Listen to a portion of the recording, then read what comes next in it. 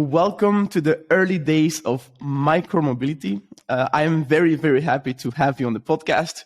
I have been following Go Sharing since the very start, and I am very impressed by how big you became in such a amount of time, and how you were able to really differentiate and provide different modes of transport. So it's an honor to have you on this mobility podcast. Thank you very much and welcome. Yeah, thank you so much. Really great to be here. All right. So yeah, like any other founder that I have on the podcast, I always want to know, your background, why you entered this crazy industry, because it is a bit crazy and it's a lot of work. I remember the first time we had a talk, you said that you hadn't had a holiday for a long time. So it's really a lot of work. So please, can you tell us a little bit about yourself and how you entered and why you entered this industry? Yeah, for sure. So Raymon Pouwels, 28 years old, so still very young. Started Go Sharing 3 years ago, together with Donny van the Oever and Doeke Boersma.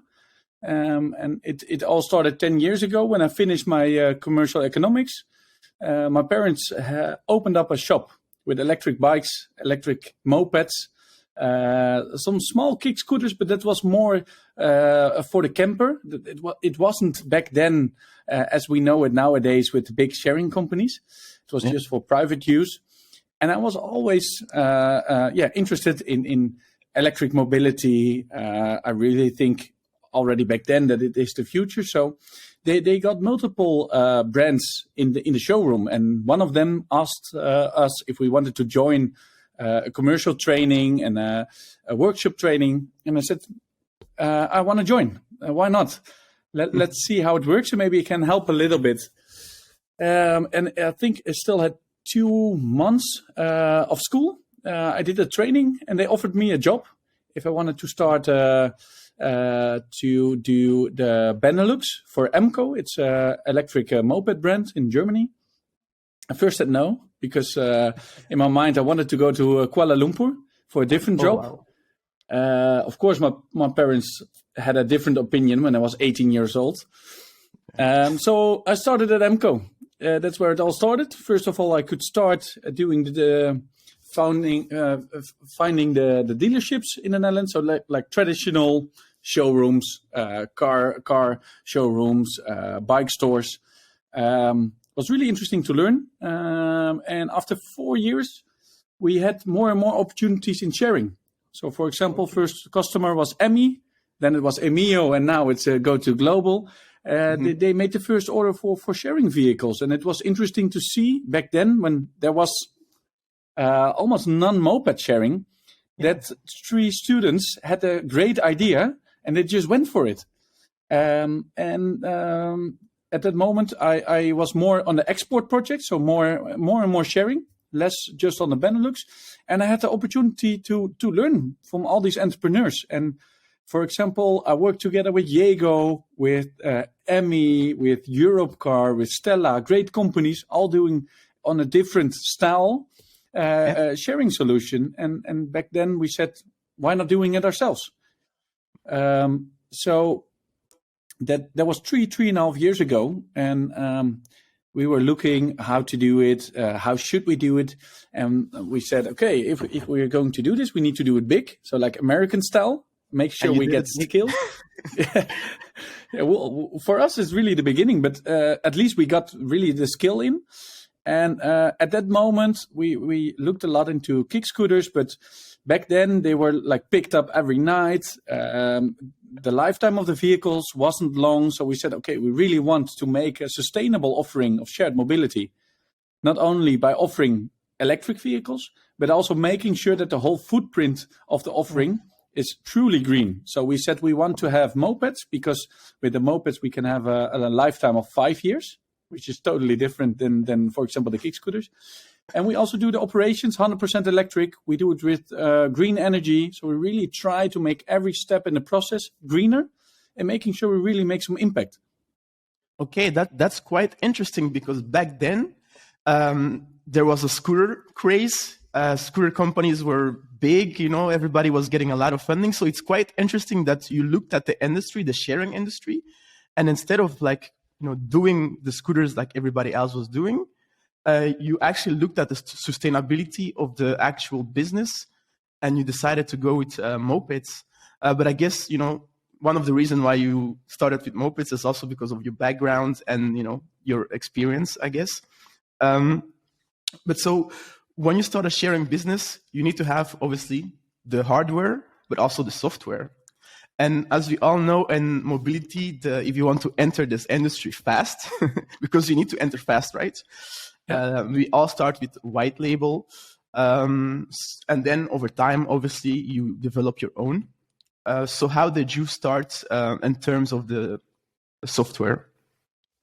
Well, not only the software, but I think in you have so many different like software, hardware, financing. IoT. You have so many separate stuff you need to fix. So we said, okay, we can do a couple of things ourselves in making sure we can scale. And for others, we need just great partners that are helping us. So for service, we are working closely together with our service provider, Greenmo, who is doing full operational lease. So we don't need to get a lot of money because we don't need to buy all the vehicles. We just do full operational lease, making sure we have a really good SLA. For financing in the early days, a good one for this podcast, but in the early days, we found Rabobank as a Rabo Corporate Investments to be willing to invest in the company, to also help in financing in the beginning. And we had software, indeed, a white label app of Go Urban. It's still a Go, but nothing to do with Go sharing, who is really experienced on building the white label app and scaling together with us. And we really made a decision in the beginning to not do everything ourselves because we wanted to do the scaling fast, making sure we get the scale profitability in, and then to do things in-house when we really know exactly what we want to do. And that's right now what we're doing more and more. So of course now with around 15,000 vehicles on the street, which is maybe not much if you look at the kick scooter numbers, but for example, if you look at the mopeds, we're the biggest operator in the world. So the numbers are getting more interesting. Now we're taking more and more in-house to take over control. Yeah. I have a question regarding the financing. How were you able to convince Rabobank to go behind a startup? Because, banks traditionally, even though Rabobank, I think they have like an investment arm that finances innovative startups. But I think for a bank, when they look at mobility companies, I guess, they see that there's a lot of competition. So they might be a bit, holding back. But how were you able to convince them? Because I think for other entrepreneurs, financing is something that's significant for your business, right? Otherwise, there's no way to sustain it. So please tell us how you were able to do that together with your team and co-founders. Yeah, so I think what helped a lot, of course, I had relevant experience, but also both co-founders are experienced for over 25 years, whereof I think both of them have over 10 to 15 years in electric mobility. So we always make the joke that our management team has more experience than the average Tesla management team, which is, of course, totally different. But the team is very experienced. And we really focused on how to make sure we make a difference. So we didn't invest anything in marketing or anything else. It was not focusing on us on a scale. I think this is something that the investors liked a lot. You see a lot of scale-ups or startups getting a lot of money, but also spending way over budget because it's just getting in too easily. And then after all, when the numbers are not there, or maybe COVID came in or anything else, then you directly have an issue. So I think... we always say what you don't spend, you don't have to earn, which is for us really important. Yeah. The other thing that I think is really important is environment friendly, making sure you're really making a difference. There's a lot possible if you really can show that it's environment friendly. And how can you show that, for example? So, how can you show it that it's environmentally friendly at the beginning before you actually have, real things to show? I guess you only had like a business plan, and of course your co-founders who had the experience? Yeah, so we looked at the competitors, what they did in operations, lifetime of the vehicles, and how they made sure to operate. And we made our plan, which was totally different. And the interesting part also, when we started, after 1 week, we could throw away the business plan because it was again totally different. But it was of course interesting to see that we really wanted to make a difference. So not only focusing on short-term decisions, but thinking more on a long-term path. For example, now we have a clear vision that in 2.5 years we want to have 100,000 electric vehicles on the streets. So the decisions we're making is not sometimes the easiest for short term, which I think too many companies are making short-term decisions just to keep investors happy or short-term celebrations. We really take the difficult decisions because we so strongly believe that we need a lot of skill. We need to making sure that in every city there is a go-sharing vehicle ready for you. And I think that's something that they appreciate. Yeah, I mean, it's working out pretty well. So I think they made the right decision, right? And how did you come across your co-founders? Because, as you mentioned, they have a lot of experience, a lot of years in the industry, and you were just starting out, even though you also had a lot of experience in the industry, right? By, working in Germany. How did you meet each other? Because you're a great team, seeing the results and seeing how big the company is right now. It's a great team. So, yeah, no, for sure. So Donny and Doeke, they already worked together for, I think, over 10 years. They both had a B2C product, electric mopeds, where Donny had a B2C brand that was really focused on quality of the inside, so controller, engine, battery. And Doeke had his own B2C brand, which was really the best design, wanted to build everything themselves. But in the end, they have seen that together they could do much more. So they wanted to help each other in making sure they could get further. So they started the Greenmo business then in growing fast. And there were not many people with electric mopeds in the market that were active for so many years. So every event, Donny and Doeke were there, and I was there. So every year we talked, and of course I was more and more interested about sharing, and they were just focusing on delivery. And then we said, okay, why not starting it together? So that's how we meet.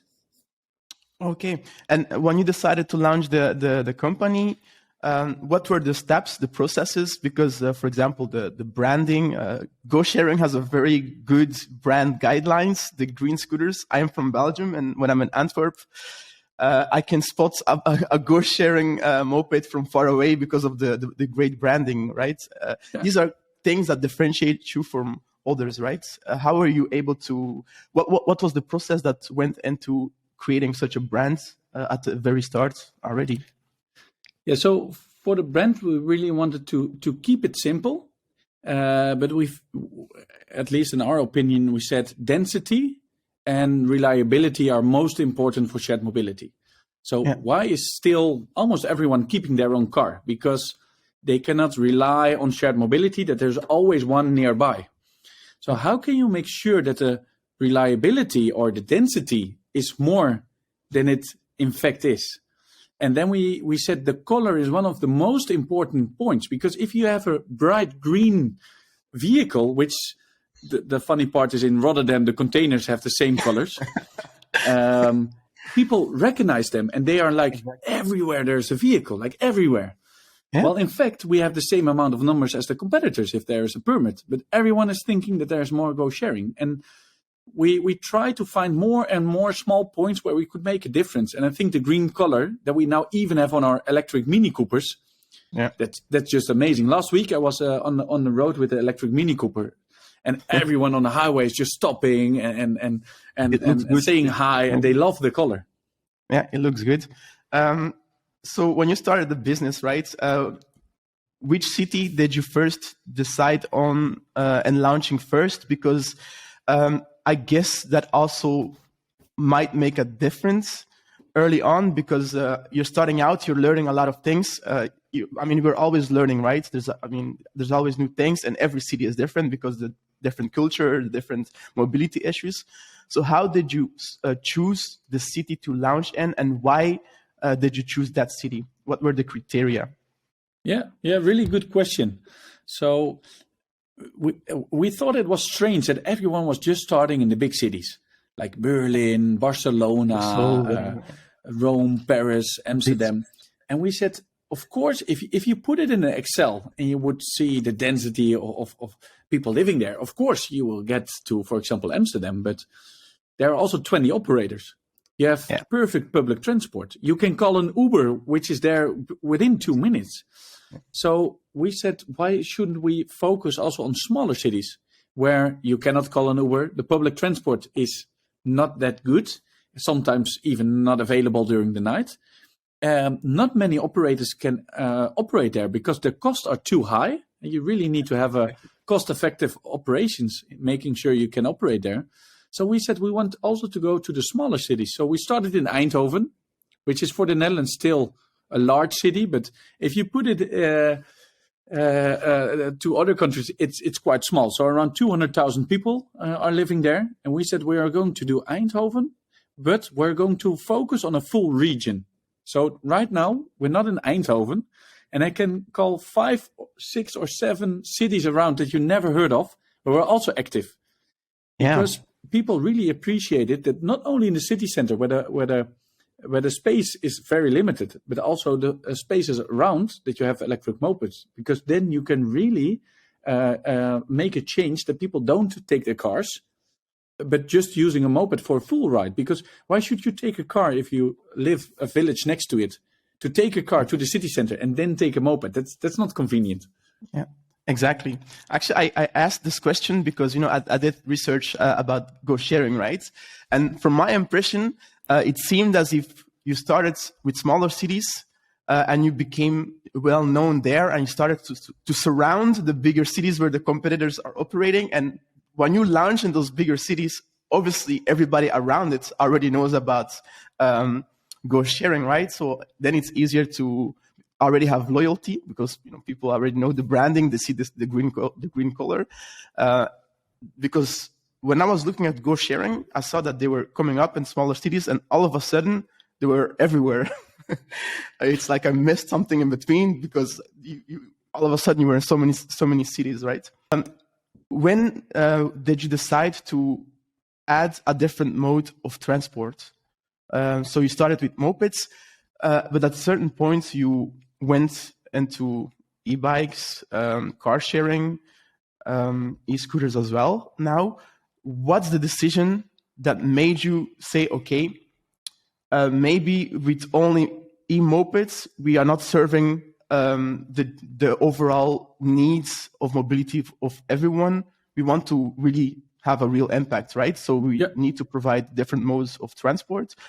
When was that point? At what time was the point where you first saw that you need to add an extra mode of transport? Because I think that is also quite important, because I think that is a key moment where startups realize that, okay, what we are doing is not enough to have the overall impact, but you need to have a sustainable business first to be able to add an extra mode of transport, right? Because if we have a lot of cash burns with, scooters, for example, it's not that easy to add another mode of transport, I think. So. It's of course difficult because there's so much to win with just the mopeds. Why making it so hard with different modalities? So we don't have e-scooters yet. It's also forbidden in the Netherlands. Also in the other countries, we don't offer it yet. But I strongly believe in multimodality already from the beginning. But we were so rapidly growing with mopeds. So what you just mentioned, you didn't miss anything. But we just launched 30 cities in 6 months. It also went rapidly. It was like a blitzkrieg. So it also went fast.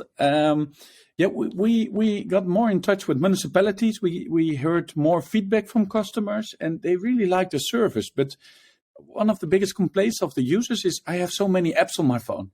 I have one for the cars, I have one for the bike, one for the moped. Why isn't there one that is offering all? And mostly what we have seen with the mass apps is that it's still not there. It's not fully working. Not everything is in. You don't get like additionals like subscriptions or memberships or business accounts. So you cannot offer fully what customers want. And the municipality said, yeah, it's great what you're offering. And we want shared mobility, but how much of your rentals are now taking away an e-bike or maybe the distance you're normally walking? And what we have seen is that, of course, with kick scooters is way higher. That's even more. But what we have seen is if we add e-bikes with a smaller business area, so the short distance should always be the cheapest and the best with an e-bike, then we can offer way higher density, which in the end the customers want, because you're only going to open the app where there's always a vehicle available in 3 minutes. Then with adding the e-bikes, we are making sure that we are getting people active on our vehicles. It's way cheaper to go around on a daily basis. And for companies, it's more interesting. So e-bikes, done. We had to do. We're now deploying thousands of e-bikes. So they're going to be just as recognized as the mopeds. I mean, the cars, that's a difficult one. I mean, the business is so different. The car business, and even, I mean, there's so many aspects of it, right? How did you even begin with it? I have no clue. Please explain. Yeah, so first of all, I was trying to understand, like, why do we have car sharing? For me, it just doesn't make sense. We're in a city center, for example, Amsterdam. There are 7 operators of car sharing, all doing the sharing that we could much better do on bikes and mopeds. Because if you buy one car, it's 30,000 euro. If you buy a moped, it's 2,000 euro. So you can have way more mopeds on a smaller space area. So in the city center, for me, at least with small cities we're having, it doesn't make sense to have car sharing because you can do it better with light electric vehicles. But of course, we want to make the difference, where I strongly believe that we're making the difference between ownership and shared mobility. And there the point is, of course, in the city, moped, bikes, maybe scooters, perfect, you can use it. But what if I go to the next city? And therefore, I think the cars are really interesting. So we said we need 2 really good partners again. And we found them. So we needed a really good car supplier. So we found Doubelstein, BMW Mini, that was willing to supply cars, electric Mini Coopers, like the coolest. Yeah. And we made a partnership with Q-Park. Q-Park is the biggest garage provider in the Netherlands. And we said, why not changing your garage to a mobility hub? Oh, wow. So we now have spots throughout the Netherlands where we have charging stations and everything.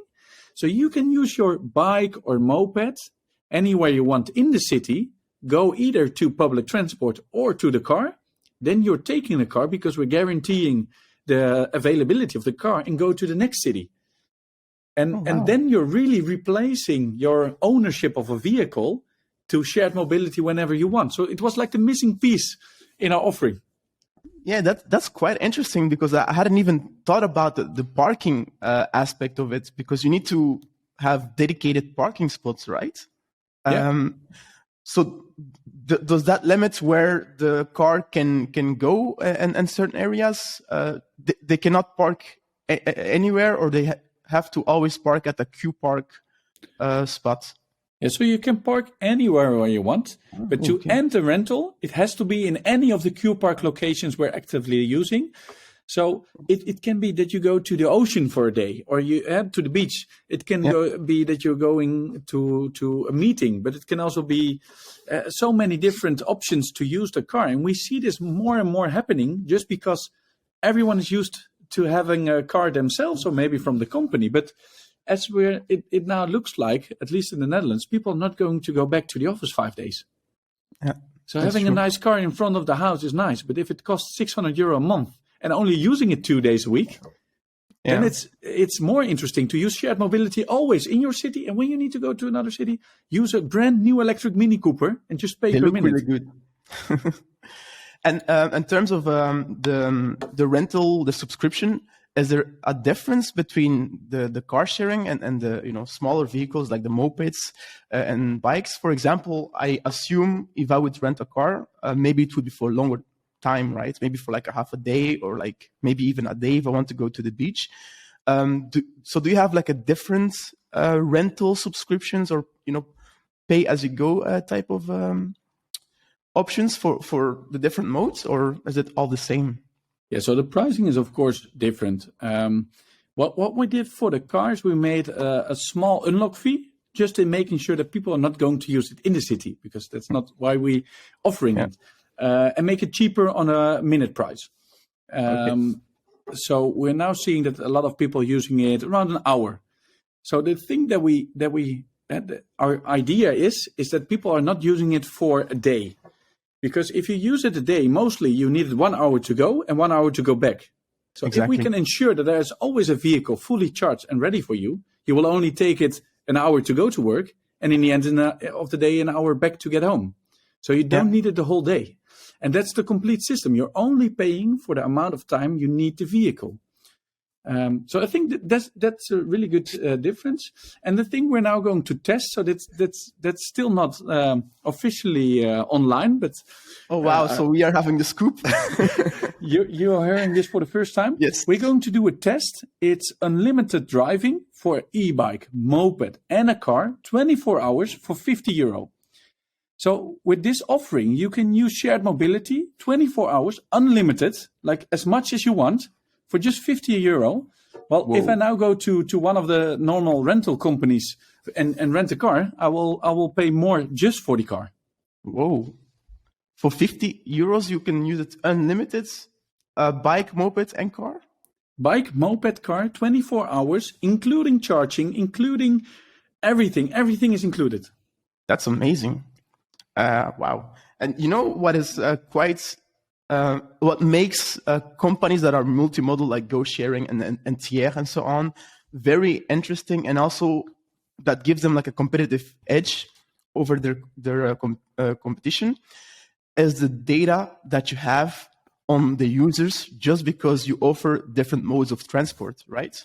You have an overview, I guess, of the type of users that use the bikes, their age, where they go, the distances that they make. And I think that gives you a competitive edge to make decisions, or to even look at where to invest in terms of like expansion, maybe. I saw that you acquired an Italian operator. I wanted to also go into that as well after, but can you please explain a little bit more about how the data that you have on the users, just the fact that you offer different modes of transport, how that gives you a competitive edge, if it gives you a competitive edge, and maybe. Yeah, I think there is, of course, you can improve a lot with data. Every decision we make is data driven. Even marketing, operations, customer support, everything we do is data driven. We have now over 1 million customers using our platform. So if you have 1 million customers using the service on a daily basis, you get so much information that, of course, we can use. And I think most interesting is that if you offer all transport modes, you also get more customers that are returning, because they can use it on a daily basis. And the interesting part is, if you imagine that getting someone in for a car subscription costs you €20, but for just using a bike once, €1 customer acquisition cost, then the cross-selling and upselling inside the app is, of course, way easier than to have it externally. So it's so much easier to keep people active in your system and making sure you know what to offer them. That's the addiction. Data is quite important in terms of being ahead of the competition, because I guess data tells you where the future is going, right? I mean, it's in a way it shows you the future, I think, at least I believe. Now, you have quite an interesting strategy in terms of expansion. I always wondered why. I even wrote my opinion and Insight.com regarding this. I always wondered why a lot of mobility companies raise so much money, but they use the money more to expand using internally, or on their hardware or whatever. But why not acquire operators who are already, have the local knowledge somewhere, who already, have like a brand there. It seems so much more efficient, and better maybe than going there yourself and try to compete with them. That's why I really applaud Thier and their strategy by buying Nextbike, because I mean that's amazing, and now buying Spin. It's that for me, I think that is a sustainable strategy of growth. And unbelievable. I mean the team at Thier are doing an amazing thing as well. But Go Sharing has also been doing this, right? You recently acquired an Italian operator. Yeah. Can you please explain the process that went into making that decision? I would like to see the behind the scene and what you thought about with your team and why, because those are the things you don't get to see, right? We only see the press release, but that's not the cool thing, right? We want to see the behind the scene. That's what really matters. Yeah, no, for sure. So I always like, if you have a local team, that it's really entrepreneurs, because you need like real entrepreneurs running it as their own business. So every country will have their local entrepreneurs. So for example, Belgium, we took over the team of Scooty, a local operator. If you look at Germany, we took over, it was a small M&A, we took over Tribe Sharing, which was a small operator, but really doing well on his business. He just didn't have the skill. So we said, we take you over. We can give you the skill, and making sure that a real entrepreneur can also use his knowledge and not doing everything himself. So every country will really have entrepreneurs, and there are always three ways to start a new country. You can either partner with a different company, but I always think it's hard in sharing, because if you partner, you don't know if the strategy will be the same. Exactly. I always say, if you do something, you need to be both in the boat, because you cannot be half in it. You really need to go in. Exactly. Then you can build it yourself, but building it yourself mostly costs time and cash. It costs time, it costs cash, and it's really hard to understand the local market. Which already, for example, when we started in Belgium, it was so different than the Netherlands. Yeah. Belgium is quite, it's a tough market. It's unbelievable. Like nothing is the same. I was so surprised that it was so differently. So we learned that you really need local expertise, and you need experience in the team. So when people wanted to start in Turkey, our supplier called and they said, hey, they want to start, but they can't yet find the investment. We said, we're going to do it. We give them the vehicles. That's how we started in Istanbul. Like, why not doing Istanbul? We need to make shared mobility available for everyone. This is our challenge. Let's do it in Istanbul. 60 million people. That's a chance. Big market, yeah. And then of course Italy. So yeah. No, I was wondering when you. No, maybe please continue with Italy. Then I will ask the question after. I'm too excited. That's why. No, really good. So Italy. When we ordered the first mopeds with the supplier, we called the supplier and said, who else is using these vehicles? And then they said, there are two guys in Italy. They're using it, and they're great guys. So we gave them a call, and that were Emmanuel and Diego, the co-founders of Zigzag. Both did an MBA in Madrid, really clever guys, knowing really good about the product, about the software, about the hardware. And we just had open discussion with them, and they were totally open. They never said you're a competitor. They just helped. They said, if you want any feedback, let us know. And we kept in touch. And 2 years later, we were having, let's say, 10,000 vehicles, and they were just still on 500 vehicles. So still two really good entrepreneurs that were able to still, they're one of the oldest sharing operators in Italy, active in Rome, Milan, Turin, Rome, like great cities, but didn't have the skill to go to 5,000, 8,000, 10,000 that you need in Italy, because the market is huge. Only in Rome, you could put 4,000 vehicles and you would have a great city. So there we said the same. We want to give you the skill. We want to help in making sure we can at least scale 5 to 10 cities in the upcoming months.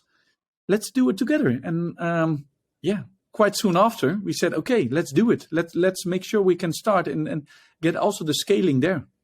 Wow, that's really nice, because those entrepreneurs have been doing it with passion. You can tell, right? Because they have been, even though they weren't able to raise the funding, but they still sustainable and kept continuing. So you can see that they were doing it with passion, and you can see that they really care about it, right? I think those are great people to partner with or to acquire, and I think that's a very, very great thing that you as a company are doing, right?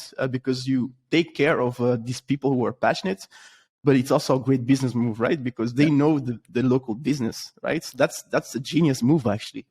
Yeah, we're really doing then also M&A for the local management teams, because that's something you cannot otherwise start yourself. That's really hard to find the right people, and really the performance in a country is really depending on the good country managers, the good local people. And when we had the discussions, I was so impressed. They had even a lower budget than we had in the beginning, and they built own software, own hardware, own IoT units, everything themselves. And I was just impressed by that little amount of budget they have, what they got out of it. So we just had to help them a little bit in getting the skill, but I'm sure that Italy will going to be one of our biggest markets in the future. That's amazing. I was wondering when you actually acquired Scooty, because I didn't read it about it in the press. I guess it's a few years ago maybe, or was it recent? Because so tribe sharing we really acquired, and in Belgium they stopped with Scooty, and Scooty was a customer of mine. I mean, I've sold them the vehicles. I knew them really well. So I said, guys, you cannot stop. It's a pity. I mean, Antwerp, Brussels, great cities. We want to start there. So we didn't take over any of the vehicles or anything. We just said to the people, like, come here and we will do it again. But then we're going to do it differently. And so that's how we started in Antwerp. And after a couple of months, also Brussels. Wow, that's amazing. That's amazing. If you ever want to do a bike share, Smooth City is active in West Flanders. So we will see in the future anyways. They're really great. Now, I've seen the socials, and I mean, it's great to see. So next time I will be in Belgium, I will test them for sure.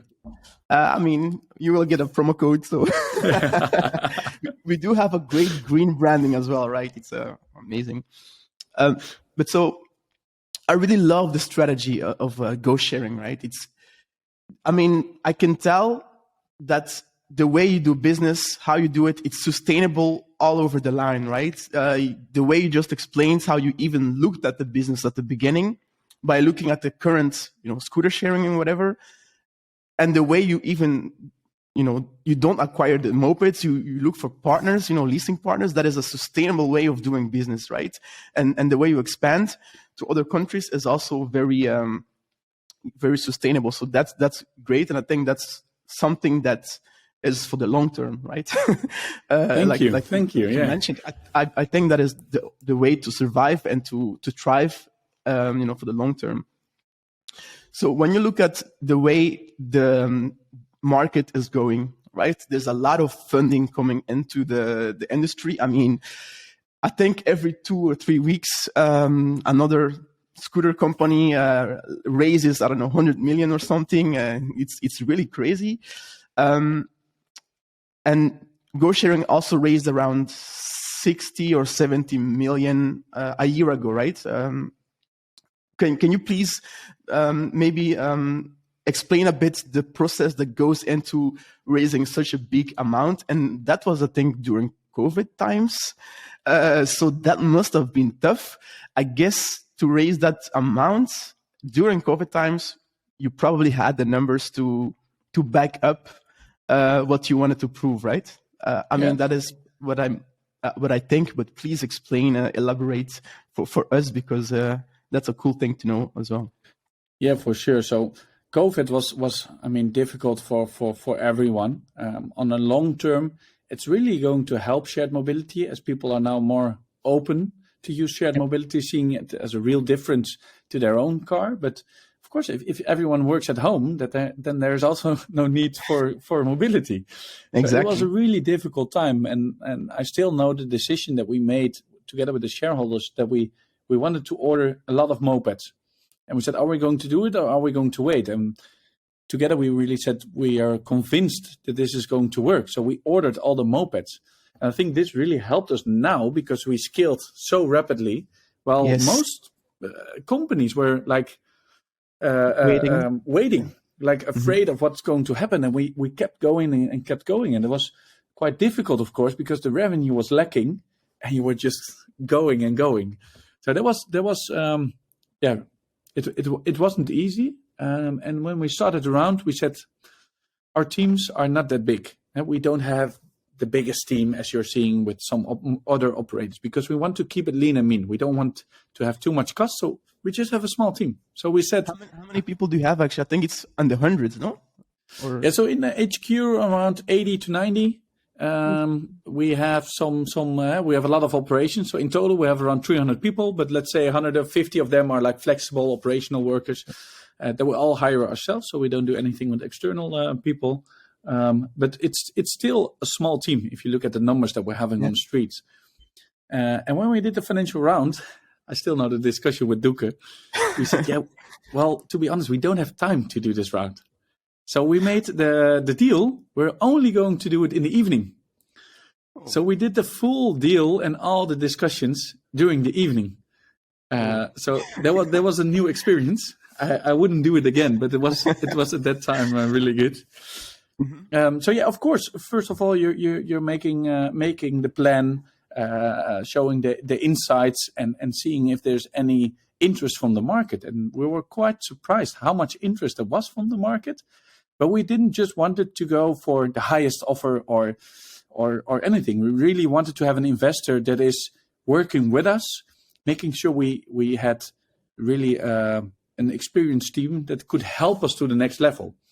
So we made some points that we said, okay, our investor needs to help us with expansion, new countries, growing, making sure we have experienced people that can help us on that. So there were a lot of offers, but we were really looking for the one that could help us. And that's also the decision we made in the end with Opportunity Partners, which is not just investing, but we're there every week because they're really helping us to get to the next stage. And I think this is quite unique. Yeah, and I think it's quite important as well, right? Because you need partners, right? Not just people who give you the money, but people who can partner with you for the future and help out whenever it's possible, because it's a long-term relationship in a way, right? That has the same interest for both parties, right? So, and how long does it take? What the whole process of raising the funds? How long does it take? Is it 3 months, 6 months? Because that's a big amount. So I don't know. Before it hits the bank account, how long that takes. Because sometimes, as a mobility startup, cash can be, in high demand. So you need to be able to plan it beforehand, right? Because a lot of things can happen in the meantime. Yeah, mostly I think it will even take, with all the preparation, 6 to 9 months. It's really a hard work.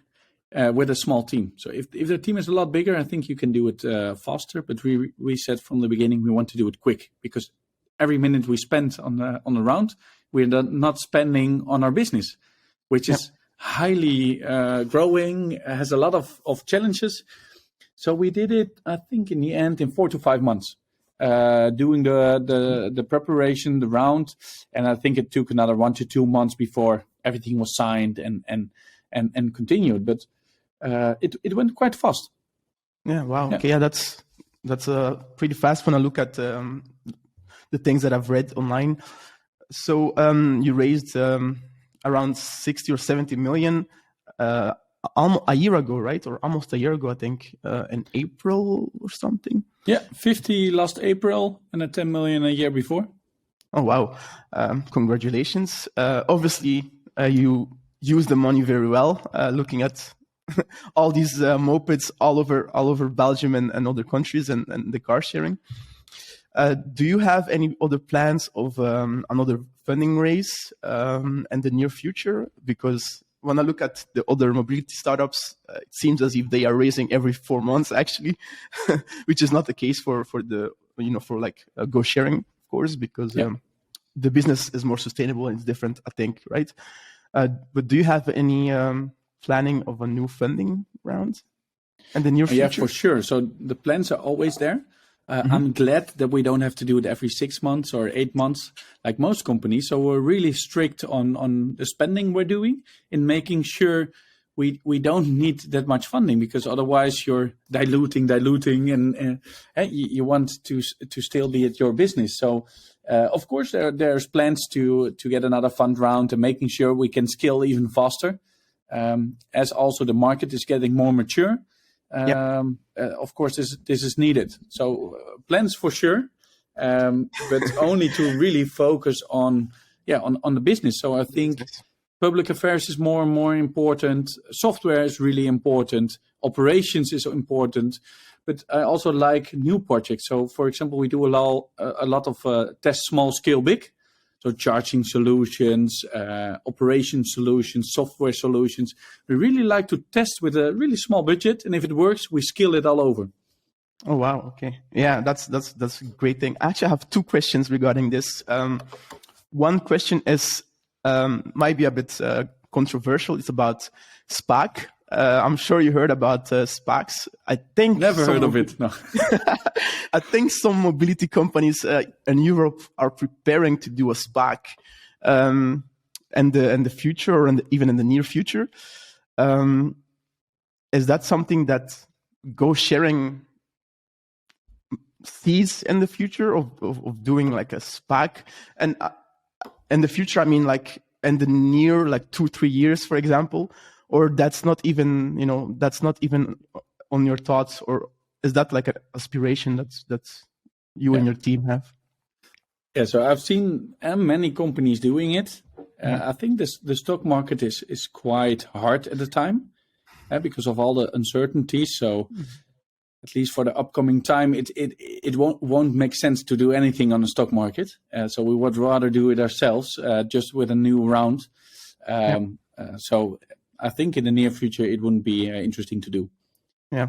And I don't think if you can raise equity and so on still, why do a SPAC, right? Or I guess another question that I had is, you mentioned about test small and then go big, for example, with the charging infrastructure. When I look at Thiers, for example, I think a year or 2 ago, they acquired this battery or charging hub company. And I think they are maybe also working towards having their own charging infrastructure. Is that, does Go Sharing also think about like side projects, like, building out their own charging infrastructure, for example? Or do you have any other side project that you are working on or think that makes sense for your business to make it even more sustainable? Yeah, no, for sure. So it will be broader and broader. It will be bigger than it is now if you look at shared mobility. So one of the biggest costs is right now operations, swapping a battery. Correct. How stupid it is. Why should I send someone on the streets to swap a battery? Why shouldn't I give a euro or 2 discount to a consumer and let them doing it, making sure the vehicle is repositioned perfectly on the spot and also fully charged again? So infrastructure will have a big change for mobility, but I do think that there's a shared responsibility together with the municipality. I mean, you need to work together, right? If a city is not giving any space to shared mobility, then for sure there will be complaints, because if you don't give it any space and there are thousands of mopeds or e-bikes, then it will not fit in the city center. So I would highly recommend that. And we're also trying to help in making sure that at least the hotspots also have charging locations and dedicated spots. The best would be like induction charging. So like with the same what you're doing with your phone. Okay. That I think in the Netherlands, I saw something for e-bikes, like it's on the ground. Yeah. And when you put your e-bike there, it charges. Yeah. It already exists, right? Or I was dreaming. Or no, you were not dreaming. So no, it's already existing. So that solution would not only fit on our e-bike, it would fit on every e-bike and every moped. So then you can really make stations where there is like a central point. If you put it there, you get 30% discount on your rental. And the next morning it's fully charged again. Not only for us, but for all shared mobility operators. And I think then you really see the difference in shared mobility, that it gets a position in the infrastructure where now there's just space for a car.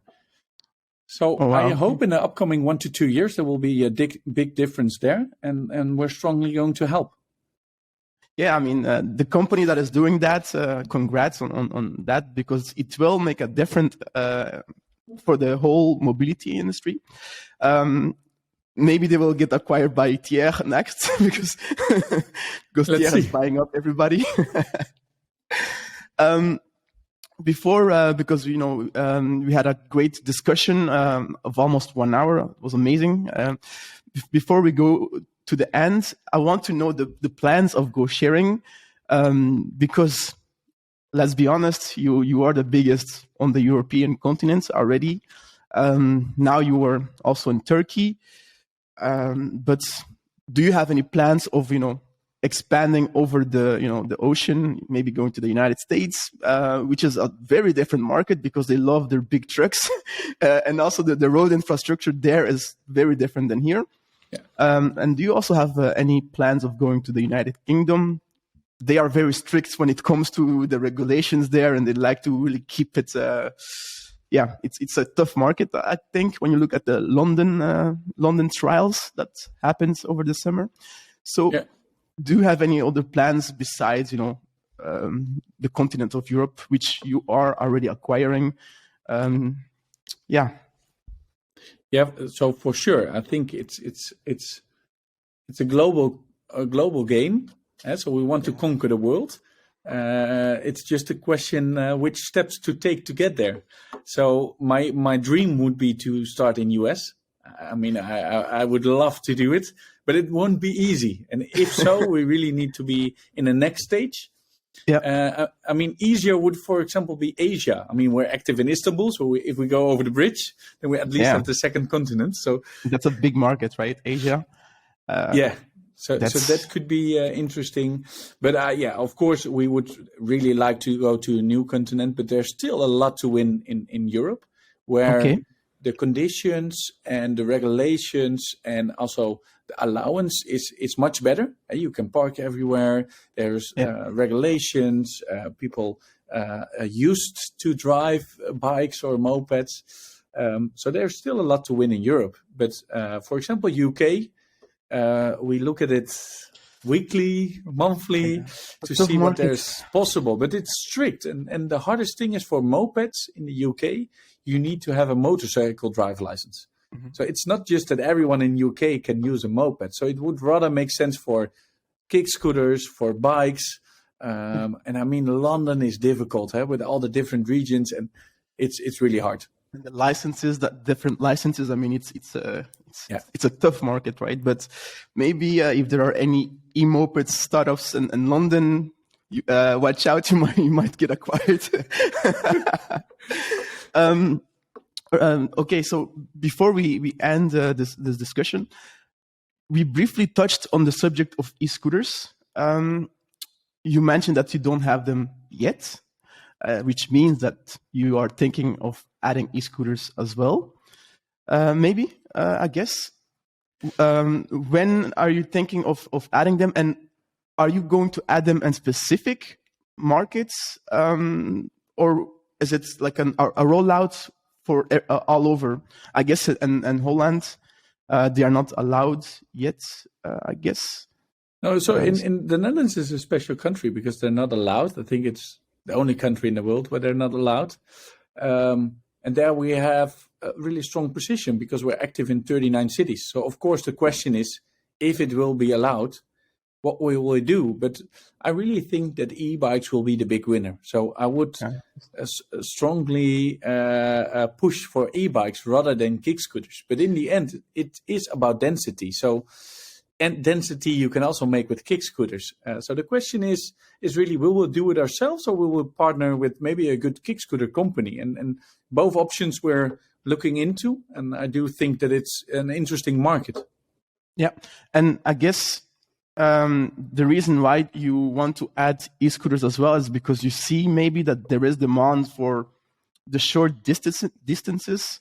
Maybe that's a market that you see that you could still serve and add value, right? Or because e-scooters are also quite, in terms of the operational aspect, of course, is also a bit different than. I mean, it's a bit it's costly as well, right? So it's an extra cost in terms of operations. Yeah, it's also an extra reduction of cost, because if you use the same batteries for bikes and kick scooters, the operations is getting cheaper, the density is getting higher, so you can do more swaps. So there's for both of them something to say. For sure, it's an interesting market, but I think that e-bikes in the end will be more allowed by municipalities, because you activate people on a short distance. But what we now see in some cities, that there are thousands and thousands of kick scooters, then it's just hard to win if you just have a couple hundred mopeds. Exactly. You have. I saw that GoSharing has the Okai e-bike, which is a good e-bike. I had the chance to test it, I think, over a year ago when it came out. Great batteries, but everybody in the market has an Okai e-bike. So how do you get customer loyalty if you have the same e-bike? So the quality is the same, right? I guess the app experience is also similar. So swipe to unlock or scan the QR code. So it's quite similar for the users, I guess. And also the colors. You have, GoSharing, of course, has the bright green, so that catches the attention. But then you have other green e-bikes that are a bit less bright, and then you have other bikes as well, and they are all Okai bikes, right? So how do you get the edge and make sure that there's a customer loyalty, that you can get the subscriptions and the recurring income, and obviously you offer different modes of transport, right? So that already is a plus to catch, users and really hook them into your app, right? Because you offer more solutions. But besides that, it's interesting to understand for the listeners how you can get that customer loyalty, because in mobility, customer loyalty has been a tough thing over the years. Yeah, no, it is a good question, and it's of course one of the most asked questions, like how do you make a difference? First of all, I think even if you have, for example, Okai or Ninebot, Segway, there are multiple suppliers, there are still like 5 to 8 items on that vehicle that we change. So the improvements to be made are still a lot. So, for example, we have different tires, we have multiple different items on the same vehicle, and making it much better to fit on in a market. So that's first of all, the product that is delivered is not always the product on the streets. I didn't know. But that's a thing I didn't know. But in fact, I do not like that we're all offering the same vehicle. I would much rather have our own vehicle. So let's hope that in the near future we can improve that as well. But of course, multimodality is huge. I think also being active in every city also makes a difference. So let's say Belgium as an example. So maybe there's one active in Brussels or one in Antwerp. But our vision is that we're going to be active in 20 cities in Belgium. So it doesn't matter where you are in Belgium, always GoSharing is there for you. And I think that's also a big difference with the e-bikes, with the mopeds, hopefully also with the cars. So you can really make sure that, hey, I open the GoSharing app because it's always available. So that will for sure be important. And a different aspect is everyone is saying, I want to be environment friendly. I want to help. I want to save CO2. And I thought by myself, like, how could we really make it visible? How can you really make a difference? So something that we're now launching is don't get scared, but we're going to plant 1 million trees this year. I saw it on the website. Yeah. Oh, wow. Yeah. So that's really interesting. So what we want to do is that people really plant their own trees. So if you make 10 rentals on our system, we will plant a tree for you. And you get a certificate, you can see where it's planted. So we really want to make sure that you're not keeping your car at home, but if you are actively helping to make a difference, we're also going to show you that you're making the difference. How did you even come up with that idea? Because it's so different. Normally, the apps just have like a CO2 thing in the app, right? You just see it. We also have it. But by planting trees, it's something that you can grasp, right? You have the certificate, like that's something real, that then you actually see that you make a difference. How did you even come up with that idea? Did you see it somewhere else, or how do you brainstorm about this? Because it's something that is not done in our industry, I think, or maybe I am mistaken. I don't know. I don't think yet. So of course, many companies plant trees, but it's just once. We did it last year. We planted 3,000 trees, and everyone said, "Yeah, great, good that you're planting trees." But everyone that I speak is like, "Yeah, we want to do something environment friendly. We want to make a difference, and we all want to be greener." But if you then really ask people, like, "What are you then doing?" Then mostly it's like silent. Sometimes I take the bike, or I don't eat meat tonight. So I said, okay, and what would be the difference if you could help by doing the same you're already doing, just showing you that you make the difference. So I think making the 10 rentals and to show that you're planting trees, I mean, then it's really you can touch it, like you can see that you're helping.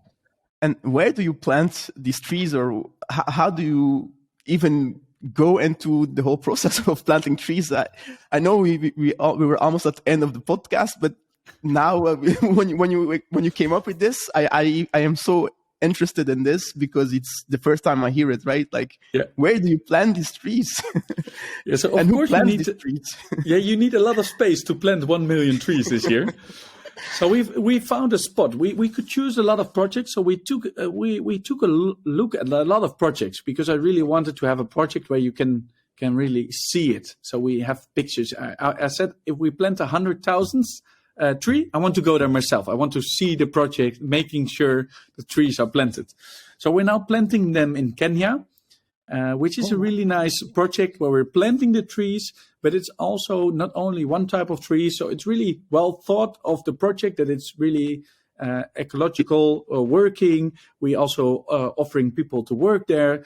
And for me, it's just interesting to see that we can help on so many different... That's amazing. So we're planting them in Kenya. And the cool thing is we will also show the pop-up on our website and in the app how many trees are planted, how many CO2 we spared. So it really is going to be like a group helping each other. And then, of course, really cool. we want to do like awards, like the customer that planted the most trees. And there's so much cool stuff to do with. Wow, I mean, you got me now. I mean, this is how you create loyalty. Now I'm gonna download the GoShare. I wanna be part of it now. I wanna plant trees. I wanna have my own tree now, like a smooth tree.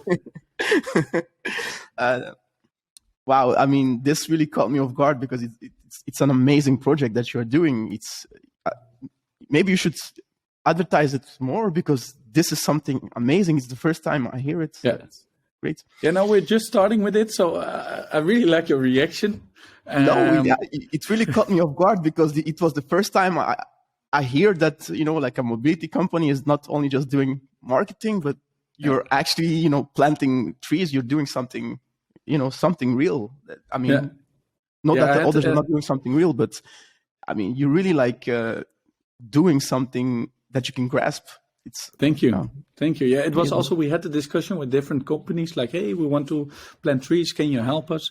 And everyone said, yeah, we're perfectly fine. How many you want to plant?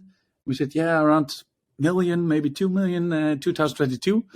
And like, what? Oh, wow. How many? Like most companies do like 3,000 or 10,000 trees they're planting. And then, so it was a nice discussion, but I really believe that if you want to make a difference, you need to do it yourself. So if we're not doing it ourselves, why should our customers do it? So then doing it together is the best we can do. Wow, I mean, Go sharing is really making a difference because, trees, they are for decades and whatever, they add a great value to the community, right? So you are doing, besides offering sustainable mobility, you're actually doing a difference for the community. That's, wow. This has been a really nice discussion. Thank you very much for willing to come on the podcast. Go sharing, it has an amazing team. Obviously, amazing branding. Amazing, the way you guys look at the business and so on, and how you differentiate is really unique, I would say. And I really wish the whole team, the whole Go sharing team, all the best for the future. I know you will do great because I'm sure you already planned 5 years ahead. So now you're probably just executing the plans that you made to be the world leader in 5 years or something, right? So thank you so much for willing to come on the early days of micromobility. It was an honor to have you. One of the biggest, if not the biggest, e-mopeds that also offers e-bikes and now also car sharing. That's thank you so much. Unique. It was really great. I mean, it was over an hour, but it felt like a couple of minutes. So maybe we can do it again. I would love to do like a part 2 or something, right? Whenever you're in Belgium, or if you plan to acquire any bike shares in Belgium, then we can talk about that, because the strategy that you have and expanding is something that is really also cool. That I was so happy to discuss it with you, because it's something that I hadn't seen before. So that's amazing as well. Thank you so much.